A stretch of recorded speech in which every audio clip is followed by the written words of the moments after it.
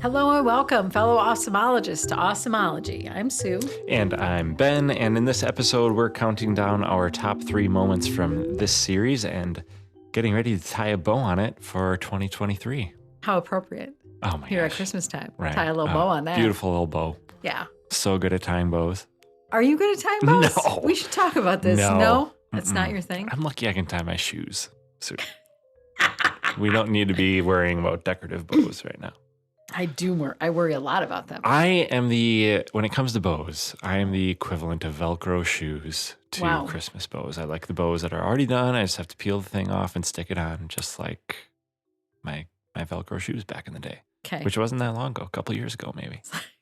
And you're going to go back to them eventually. So that's what's Hey, great we about all it. are. Yeah. Hey, right. and actually, can we just be real for a second? If something like Crocs can be real and relevant in our world today, no shade to Velcro shoes, whatever No. age. But and also, have you seen the ones that you just step into? Oh yeah, like I want to say Allbirds. Is that a brand of those that make like I don't know if Kizik's is the one I've Kizik's? seen. That's the one I'm thinking. Yeah. Yep. Mm-hmm. Yeah. Mm-hmm. Yeah, those are pretty sweet. They look pretty good to me. The price point scares me away from them a little bit. Really? Because Okay. they're like $80, aren't they, or something? Listen, I'm There's too no- cheap. I haven't even gotten that close to looking at what the price would be. Okay. but Yeah. Yeah. Oh, so you did the thing where you didn't click on it, so then you get served Kizik's ads for forever. Got Right. it. Yeah. Right. Until I eventually die shoeless. Right. Yeah. Yes. Anyway, that's not Boy, what we're here to talk that was about. a tangent. Yeah. There we go. But it's worth it. So speaking of, we're going to count down our top 3. So our first, just to let the listeners know, we are going to share clips for our number 1, but we'll just chat about our 2 and 3, Right. 3 and 2, however you want to say it. Right.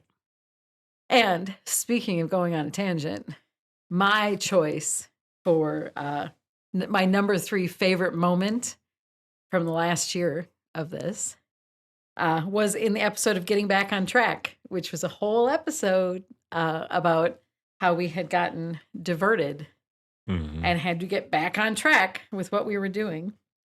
And I think it was okay. The reason it was my favorite moment was we have these, I think all of mine are really about epiphanies. We had an epiphany Mhm. in that moment. And in that episode, we are talking about making sure that you have the appropriate accountability. Everybody's taking accountability. We're not placing ourselves in front of the team. We're making sure that they are able to understand consequences, like all of that thing. And Yeah. we get into a conversation about how there's a right way and a wrong way for a leader to take accountability from someone else and say, well, that's my fault. Mhm. Let me take, I'll take it. And then they don't learn the lesson. Yeah. Whatever. And we discuss that probably we've done that. Mhm. And my favorite moment in that is the moment when we both go, probably for each other. Yeah. Right. Right. Yeah. So I thought that was a nice little, we like to synergize. Right. And that for was sure. a nice little moment of synergy. Like, yeah, probably Mhm. a thing we've done. Yep. Yeah. Same wavelength there for sure. Yeah. That was a really cool moment in the bigger moment of that entire episode where, like the getting back on track episode was one of the less easy episodes we've ever Mhm. done, just with the to be dramatic, like shame or guilt that was like baked into us having to do that episode. Shame. Right? Shame. Dong. Yeah. Yep. But yeah, that was a good one for sure. I mean, really, that whole episode was a good one, even though it was uncomfortable. Right. And I guess I don't know if we're ready to go over to mine, but I think my selection for number 3 is in a similar space. So Yeah. So let's do let's it. do it. Okay, sweet. So mine was our all stop time episode, and I think it's really tough for me to pick like a specific moment out of it. I think for me personally, just really early on in that episode, because, and let's maybe remind the audience, because I'm sure we've talked about it a little bit, but maybe inform the audience of a bit of our process here. Sue does a great job of preparing notes for our episodes and, kind of getting the conversation framed up before we even hit record. And then really from there, this whole thing is really pretty natural and conversational between you and I. I mean, depending on the content for the episode, sometimes we do a little bit more Mhm. prep ahead of time if we're bringing in a link to something that, is relevant to what we're talking about. But for the most part, like, I don't want to say we're winging it, but, we're really just taking a little bit of inspiration, a very abbreviated framework, and building an Right. episode out of this, right? It's very few words for how many words we end up with at the end. For sure. Yes. Which I don't know if that's a good thing or a bad thing. To be determined. It feels good for us. For the other people, Yeah. We'll see. oh. Listener, please let us know if you like it. But, so I knew that that episode was going to be kind of framed around this all stop that we needed to do to kind of, take a breath, get us maybe another version of back on track, right? But like really early on in that episode, I remember almost feeling like refreshed by halting, Mhm. by, you know what I mean? And just, I think it's something that there are so many things in our world today that would tell us that stopping is the last thing you should do. Like we're just so busy all the time. We're always just putting our head down and trudging forward, dealing with it, whatever, all the things that we do to like get through life day to day. And that stuff like trickles into work, Mhm. and maybe the other way around where we do it at work all the time and it trickles into the rest of our lives. But, um, like a superpower for anyone that has the ability to like identify the opportunity to just like say, hey, let's just all stop right now, Right. regroup, talk about what we're doing, shift the plan, whatever you do while you're stopped. And even though it was a brief moment in this whole journey, I feel like it was one of the more impactful ones for us to stop and have a conversation. And like the getting back on track episode, another opportunity for us to maybe be a little bit vulnerable and say like, hey, yeah, like our heads in the sand right now. We need to Mhm. stop and pull it out and look around. And I think that we had some good progress. I know we had some great progress after that really cool opportunity to just stop for a second.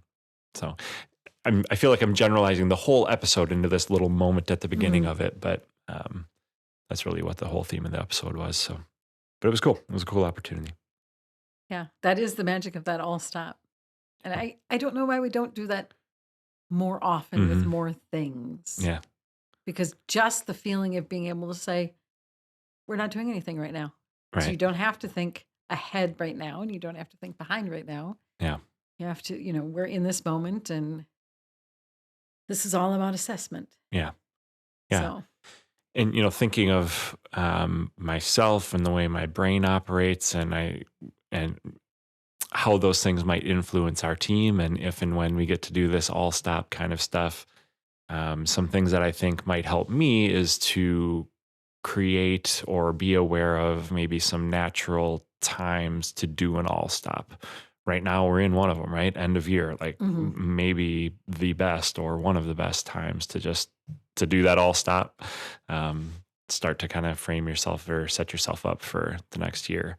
Um, Spitballing it here, spring cleaning, like mhm, maybe another time to, you just made it through winter, just stop, set yourself up so you can have a fun summer with the garage clean and, right. go from there. I'm sure there's others, but put it to the calendar quarterly, like the first week of every quarter, you do an all stop and Mhm, reap the benefits of it. So I think for me to have like sometimes like that kind of yelling at me in the back of my brain, like, hey, got an all stop coming up, you kind of can get the best of both worlds where, hey, I know that we're going to do this all stop. I'm going to crunch. I'm just going to go on what I've got right now. And I know that when we stop, I'm going to get the opportunity to reassess. So I can stay busy, and that mhm, makes us feel happy and good too, because we're, busy working and we have our nose down and all that, but um, not so much and so constant that then it winds up having a negative effect because you never pull your head up to look at what's around you. right. Right. Well, and I think the beauty of the all stop, of that concept, is that everyone has a day when you get nothing done, Yeah. right? Right. And when you have an all stop, it is it's no different. It and you are getting more done, really. Yeah. It Right. is this tacit approval to say, I'm not doing right now. Hmm. Now I'm thinking, I'm planning, I am, you know, I'm looking at the landscape Yeah. and everything that, like, it all will still exist Yeah. Right. in the way it does when we go home at night, then come back in the next Hmm. day. Yeah. Yeah. You said we'll get more done. And yes, I think you're right. And if you're doubting that or questioning that, like I may or may not be right now, um, at the very least, you'll get the right thing done. Right. So it might not wind up being more, but Hmm. it at least will be the right thing because you'll have a chance to reprioritize and Yeah. put some things to bed that should have been put to bed a long time ago, whatever. So I'll stop. Awesome. Speaking of I'll stop, I'll stop right You're now. going to stop right now? Okay. So my number 2 came in the episode about why your team should stop pairing and that whole discussion of pairing. And this one, which I forgot about, but now I want to think more about it. This moment, we get into a discussion in that episode um, about the reasons behind pairing and how it's related to connecting with other people Hmm. and whether people are doing it for good reasons, bad reasons, and some of those discussions. And somewhere along the way, you bring up complacency. And the epiphany I had in that moment, and it was so much fun listening to myself have it again. And now it's still rolling through my head Hmm. again. The epiphany I had was that complacency exists. Yeah. Because I don't I don't fa- I don't really approach too much with complacency. Sure. Yeah. And your point had been, I think, that sometimes people don't do a thing because they just don't care. They're Yeah. complacent. Mhm. Sometimes it's complacency. And my point of view has always tended toward um, you either care about a thing or you are opposed to it. So it's more of a polar opposite. So it's maybe weaponized complacency, right? Mm. You won't do it, you hate it, whatever that word is. So you are directly opposing it as opposed to being like, meh. Yeah. Right. Which is a completely different thing. Hmm. And I have a tendency to ascribe intent to people's complacency, Mm. which I don't necessarily have to do. Yeah. It could just be they're not feeling it. It's not going to happen because they're complacent about that thing. Hmm. Yeah. Yeah. Or something happened recently that for today, they're complacent about that thing Right. because their mind's elsewhere or Right. something's going on. So, yeah. Yeah. Maybe because of the unknown, all the more reason to not, I think the word you used was describe. Right? Ascribe intent. Yeah. Yes. Yeah. Ooh. Good one. Yeah. It is weird to think about the fact that other people just they just think a different way than I do. Yeah. I don't have a lot of familiarity with the Hmm. feeling of being complacent. Yeah. And I Yeah. wish I could sometimes. Well, I wonder, and I don't have an answer to this question, so I'm genuinely asking. Like, I wonder where you might without even knowing it. And Mhm. like, what's coming to mind for me is, people that maybe give the unhealthy yes to things in life because they're a yes person or have trouble saying no, Mhm. or, really don't consider their own priorities or how much time they have to do things. And then after saying yes to so much, there's too much on their plate. They didn't give a mindful yes. And now all of a sudden, when it comes time to do the thing that they said yes to, when you line that up with everything else that they have going on in their life that they've said yes to, or maybe is just part of their life, family, kids, whatever, Mhm.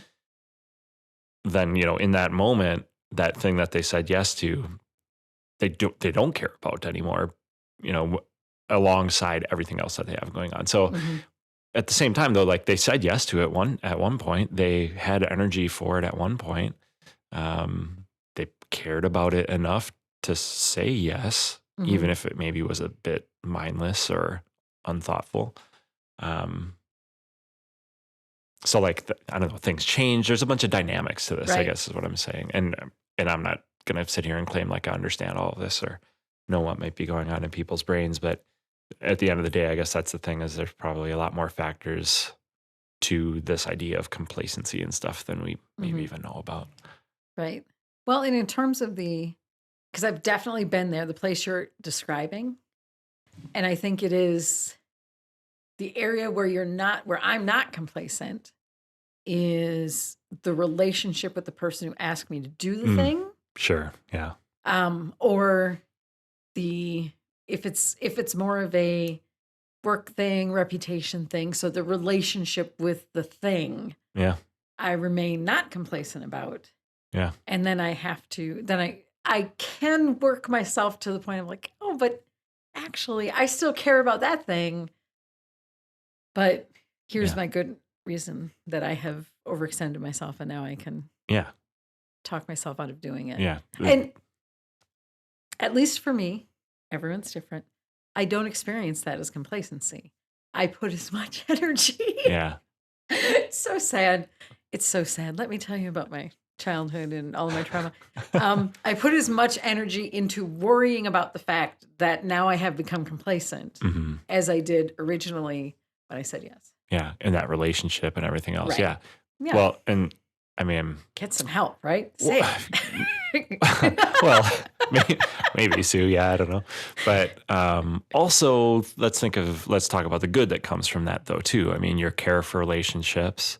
I think that this is like there's some aspect of like kindness in everything that we're talking about here Mhm. that I think maybe because of circumstances, the world that we live in, maybe it's just how people have changed. I don't know. Like, I feel um, that not doing the stuff that you're talking about, like um, getting back to people, managing the relationship, even if it means you can't do the thing that you said yes to. Like when that stuff doesn't happen, one can be perceived as unkind or Mhm. undedicated, or, some of the things that I think um, generations put on the generation below them, like, oh, they don't even care about the community anymore. Or, they're lazy, whatever, all that Right, stuff. right. When actually it might be like, well, actually they're just doing more than we ever had to do. And they're trying to balance it just like we always did growing up. And Mhm.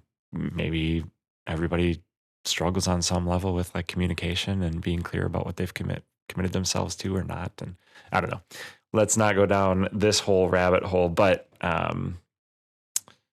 yeah, this is I'm getting stuck on this thing, but it's really It's interesting. okay. It's okay. It's really interesting to think about this whole complacency topic that we've Mhm. that I've gotten us stuck on. Well, I it was my fault because I got us there, and you just chose to stick on it, and Yeah, that's okay. I've immediately overwhelmed us with this Yes. idea of complacency. So let's use Yes. that as a segue to my number two, which was our episode on leading change through the overwhelming. And I don't know about you, but honestly, that whole episode was almost like therapeutic to me.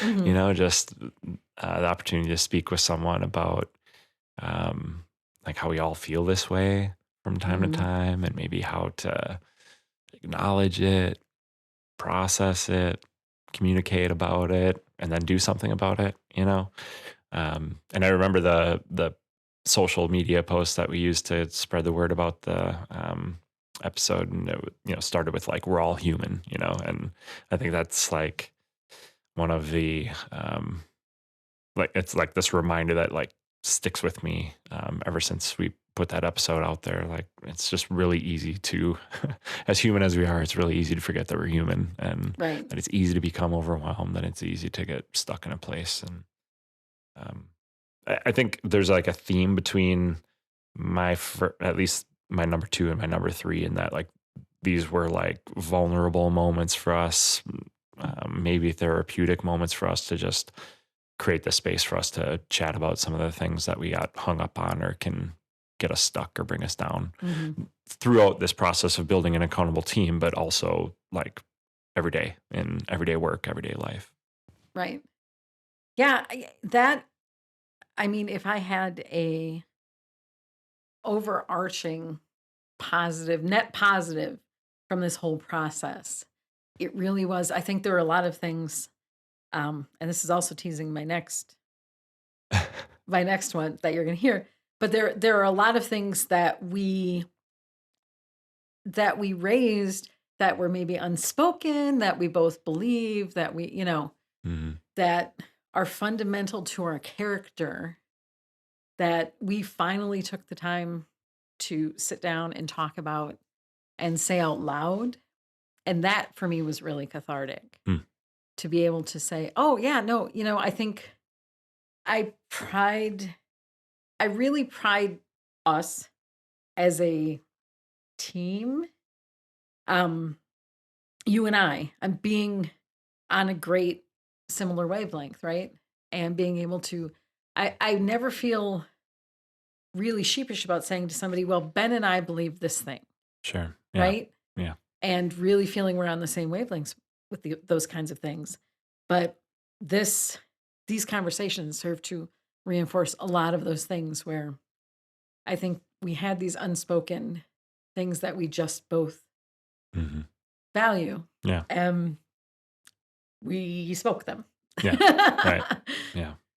So, speaking of which, are you ready? I'm ready. You ready to move on? Here we Yep. go. Okay. So, mine is coming from Breaking the Social Contract. And this is it. And our expectation is that everyone on our team remains as much as possible pristine Sure. in terms of those ethics, right? You put in the work that you've said you're going to put in, you do the things that you said you're going to do, and complete them in the time that we said we were going to complete them. We charge you what you should be charged. Yeah. And yeah, so that number one is our business ethics. Yeah. And second, and maybe equal as far as the pitchfork that I am building in my mind here. I don't have a third though. So like the second is going to have to be where you go. And then you get the third tine of my pitchfork, which I guess would technically be a trident. Anyway, second would be that desire for us to continue learning. So, 2 points.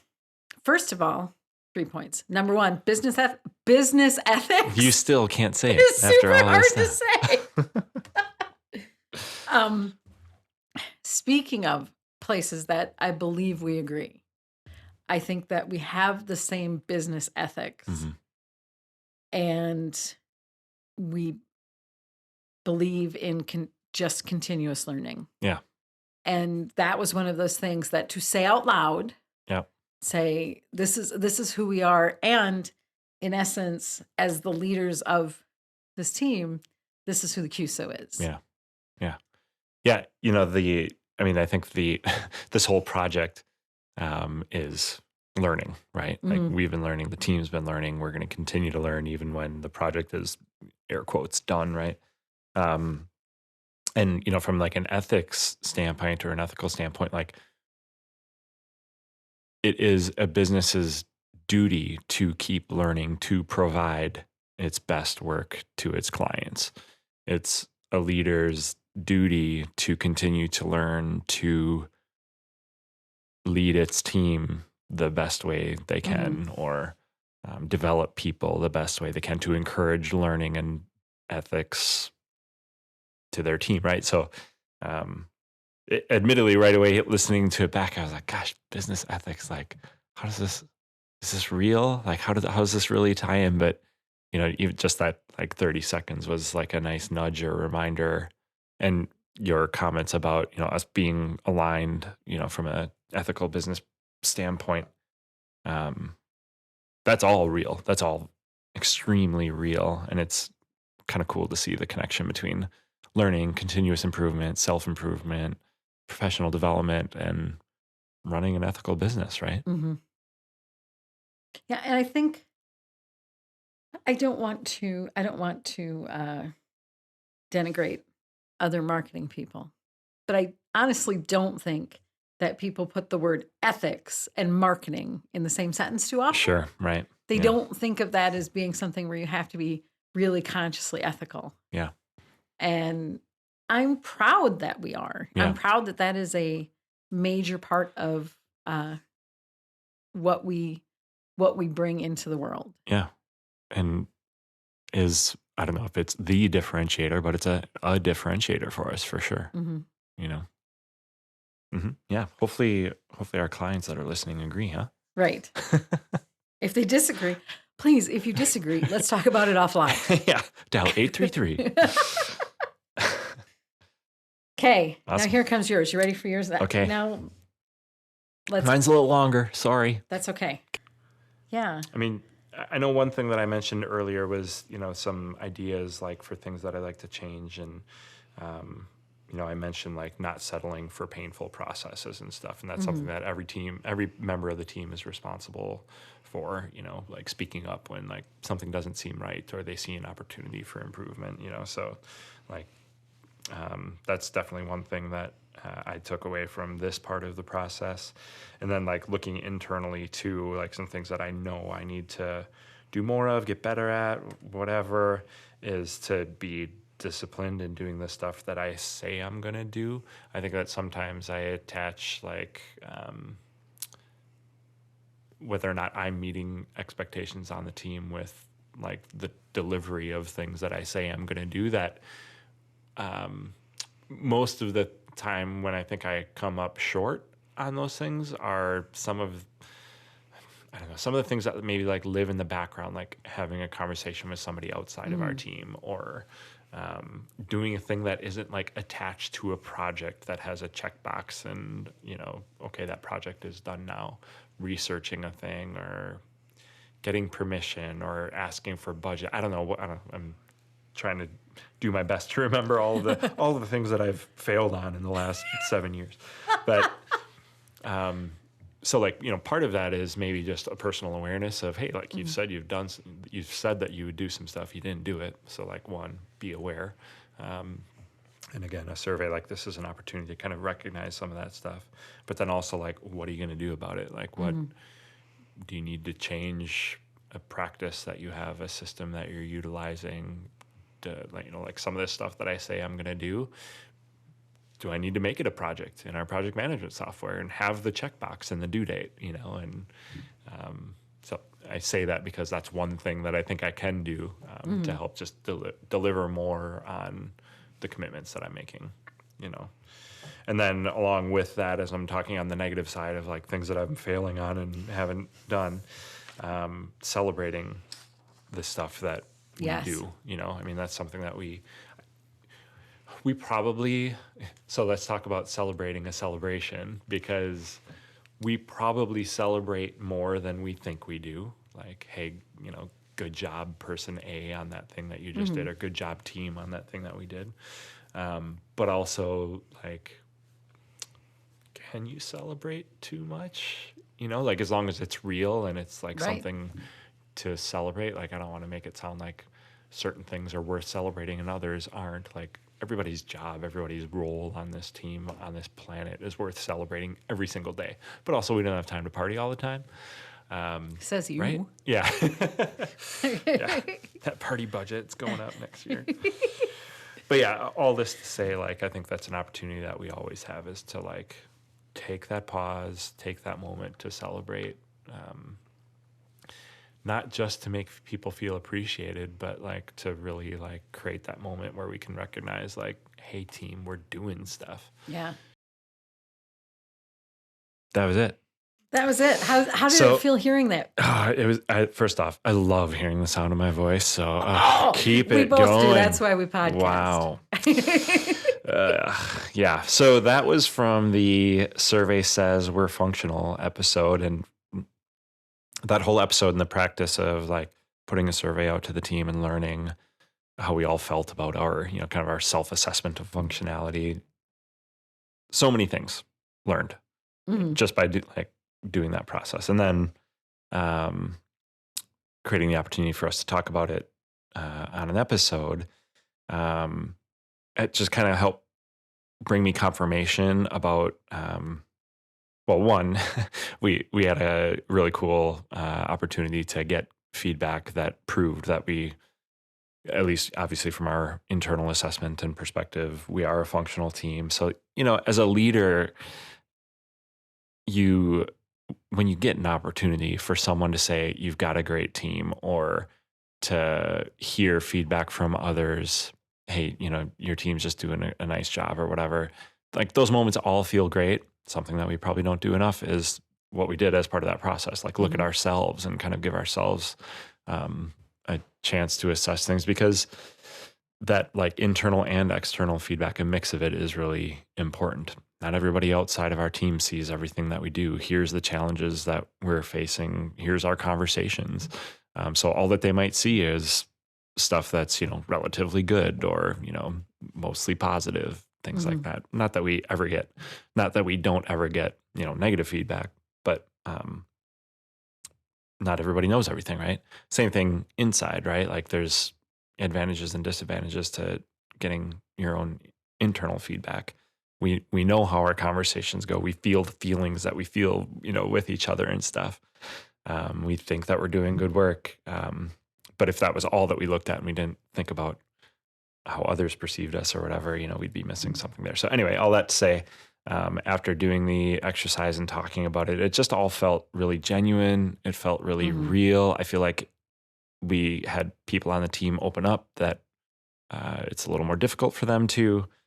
So just like making that opportunity for everyone on the team to speak and to uh, be heard, I think was really, really cool. Because we did, not only did we do the survey, but we broke it down, and that was a lot of what we talked about in that episode, was uh, our time as a team to break down the results of the Mhm. survey and talk about what we're going to do about it, and something that kind of like sold me on sharing that specific clip was um, how, just study of one, what I learned from going through that process was a really easy opportunity for me to look at myself and say, okay, well, you've been feeling lately, maybe for a long time, that you're a little non-committal, or you are overcommitting. You're committing to things and then Mhm. not following through.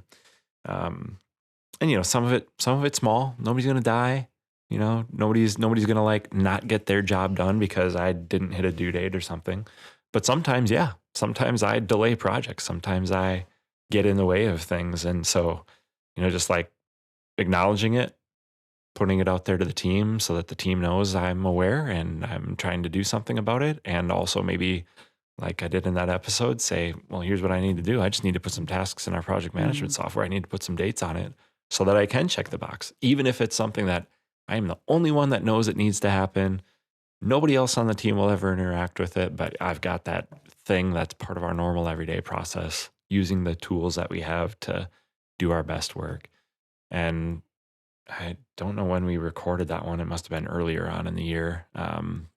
I've seen a lot of personal improvement on that Mhm. stuff, particularly using the tools that we have in place to help me keep my crap together. You know what I mean? Um, and lots of room to go. I mean, I definitely won't sit here and say that I've got it perfect, but that's one example for me that just going through that whole practice has like modified my behavior a little bit, and I think the team has benefited from it. And I think that anytime you get an opportunity to talk about like personal commitments and things that you're doing as an individual to lift the team, is a good thing for the whole team. It's a good thing for you as a person, obviously, and to do it in the setting that we did it, where we all kind of got to talk about it, hear each other's voice, be a little vulnerable again. Um, it helps us support each other in getting it done and create the accountability that, is exactly what we're shooting for as part of this whole process. And the last thing I'll just note is the comments about celebrations. It was a nice reminder. Still something that I think um, I don't know. I don't know if I'll ever be satisfied with like how much we celebrate, right? I don't know. We'll see. Maybe as we get better and better at it. It'll feel better, but it was nice to hear that it's something that we want to do more. We should do more. I don't know if we've really done any more of it, but we should. So worst case scenario, it's been a good reminder for me that I need to make sure that I'm doing my part, and it's not all on me, but that I'm, doing my part to make sure that we're celebrating all the good work that we're doing as a team, as individuals, and Yeah. everything else. It's a real challenge because the temptation, I think, for all of us is once you complete something, is to move on to the next. Mhm. And to the idea that you would instead pause and celebrate feels gratuitous, right? It Sure. feels like, ooh, but I could be using that time To work. to do this other thing. Yep. And to some extent, that devotion to your work is maybe good. We want people to want to keep working. Yeah. Yeah. But on the other hand, too much of that's how we lead ourselves right into burnout. hmm Say, I don't have time to be proud of that thing I just did because I have to go on to the next thing. Right. Especially when it could be a little bit of a roller coaster because you can complete something and feel really good about it and then move on to the next task. And that could be a little bit of an emotional vampire. Yeah. And then what you've done is created time to feel bad instead of creating time to feel good. Yeah. Yeah. Well, and maybe not as easy to label as a celebration, but we talk all the time about how important learning is, Mm-hmm. and something gets done. Maybe for some reason we don't feel like celebrating it either. I don't know. It felt like normal work or something didn't go quite right or whatever. To take that moment to like celebrate the learning opportunity is Right. pretty important, and maybe even more difficult to identify, create time for, get motivation behind. Like, hey, let's all celebrate how that thing didn't go perfect, But I mean, that's real. Holy smokes, Mhm. that's real. Because those are learning opportunities that we're always talking about, always asking for. And when you get to do it in a way where you're still getting work done for people, you're still helping move them forward. Maybe it didn't go perfect for some reason. Like there can still be a whole ton of good in something that didn't go well. Right. Yeah, I know I told you about this off the air. But when you talk about those kinds of little celebrations, it does make me think back to being in DE and like day 3, we everything that we did, we started applauding. And it Mm. just became Yeah. and it couldn't be like somebody would drop their pen and someone else would say, "Hey, you dropped your pen. Let me hand it back to you." And I'd be, "Yay!" we were just slap happy Yeah. and getting weird.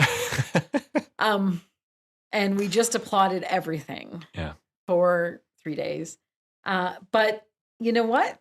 That felt pretty great. Yeah. Right. And walking away from that and having to come home to a place where I put a dish in the dishwasher and nobody's there going, "Yay!" Yeah, right. Like it's kind of a come down. Round of applause, please. I did the dishes. Right. Yeah. So I'm all for that. More applause. Yeah. I like it. But also, as I was listening to all the episodes for this, I realized not only am I a clapper, I like to clap when I get excited. One of the episodes, we spent a little time talking about how I'm a wooer, and I like to woo. Yeah. So, like, I'm all this whole celebration thing. Like, put me in, coach, All right. Yeah. because I will woo and I will clap. I've moved you up the death chart. Depth chart, not death chart. Thank you. It's good. It's good to make that distinction. Yeah. Cool. This was fun. Yeah. Yeah. So- I'll admit I was a little bit like, I'm gonna have to listen to us talk about Mhm. stuff we've already talked about. I was dreading it a little bit. I'll be Were you honest. really? I'll be honest. Yeah.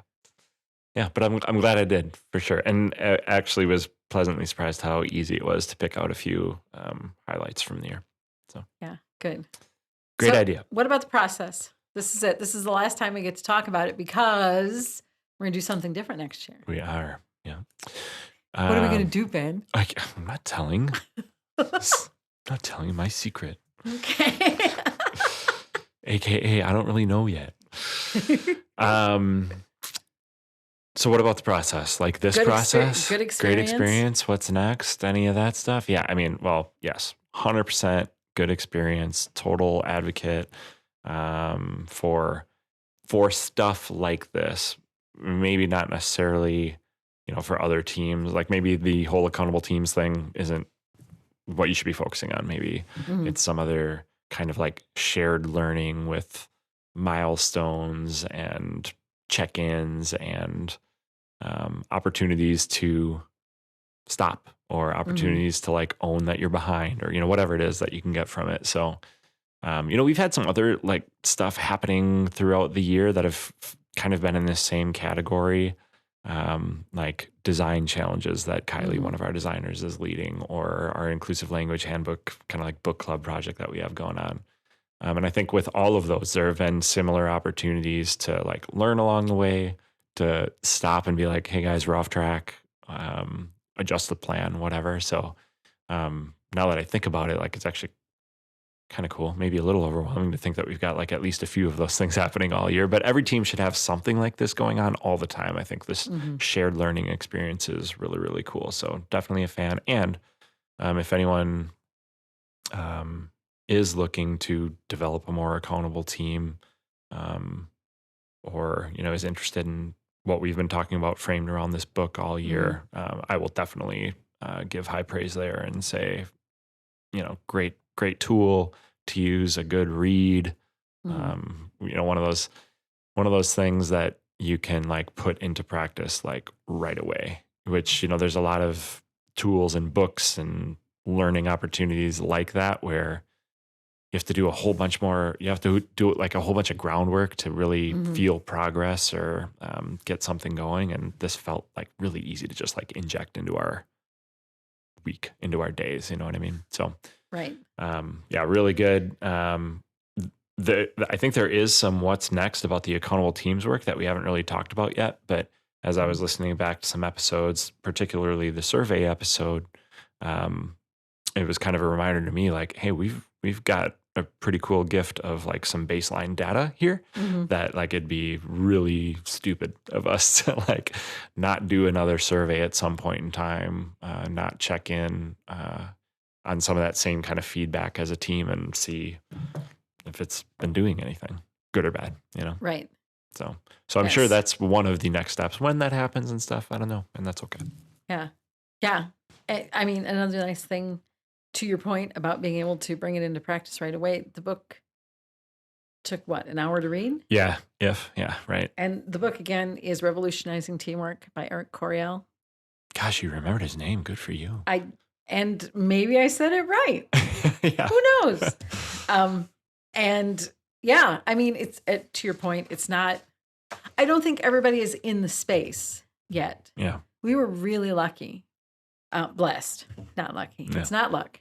It's a blessing to have a group of people that were functional, competent, creative, all on their own. And we were able to identify that this is the next step in our evolution rather than, oh God, when would we ever get there to people having that kind of ability to self-govern and, live creatively and autonomously and all. I'm just trying to think of more big words. Do you have any more These that are we could? great big words. Thank you. Yeah, but we're going to do something next year for sure. We just we're not ready to reveal it. Exactly. Yet. That's true. That is true. We've had some ideas. Yeah. And now, in having this discussion today, I think I have even more ideas. So, nice. Awesome. Yeah. So great. So we appreciate you listeners so much for coming with us on this 1-year journey. I can't believe it's been a year. I know, right? And we hope that you will come back next year in 2024. We've got one more episode technically. Right. It's just not one of these episodes. Right. But we hope you come back next year to find out what our next big project is and learn more. And we welcome your feedback and all of that stuff. Yeah. You can follow us on social media, or you can get in touch with us at our website, exclamationqso.com. That's it. You got it. Thanks for tuning in, friends. Be awesome, and see you next time. The Osmology Podcast is a production of Exclamation Services. Thanks to Nick Mulliver for sound production and Kylie Ganther for our cover artwork. Executive producers are me, Ben Bauer, and my friend Suzanne Campbell.